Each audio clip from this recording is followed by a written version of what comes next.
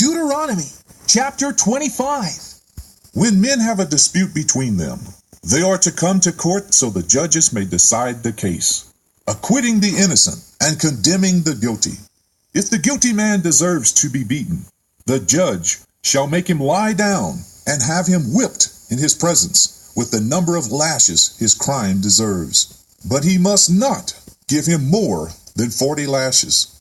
If he is whipped more than that, your brother will be degraded in your sight. Do not muzzle an ox while it treads out the grain. If brothers are living together, and one of them dies without a son, his widow must not marry outside the family.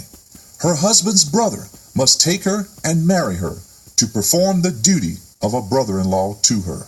The first son she bears shall carry on the name of the dead brother, so his name will not be blotted out from Israel. But if a man does not want to marry his brother's wife, she shall go to the elders at the city gate and say, "My husband's brother refuses to carry on his brother's name in Israel. He will not perform the duty of a brother-in-law to me."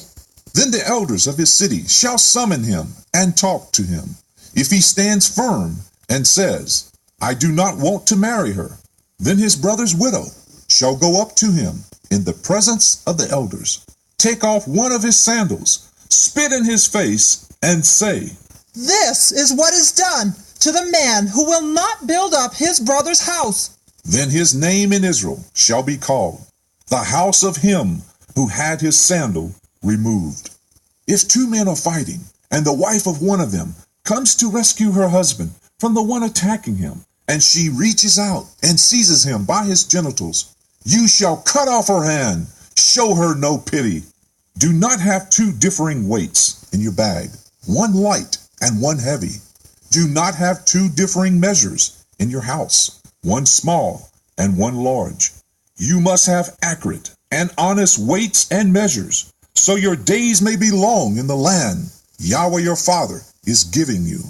For all who deal dishonestly and behave unrighteously are an abomination to Yahweh your Father. Remember what the Amalekites did to you on the way as you were coming out of Egypt. Amalek met you on your journey and attacked all the stragglers in the rear rank when you were tired and weary. Amalek did not reverence Yahweh. Therefore, when Yahweh your Father has given you rest from your enemies all around you in the land Yahweh your Father is giving you to possess as an inheritance, then blot out the remembrance, the memory of Amalek from under heaven. Do not forget this.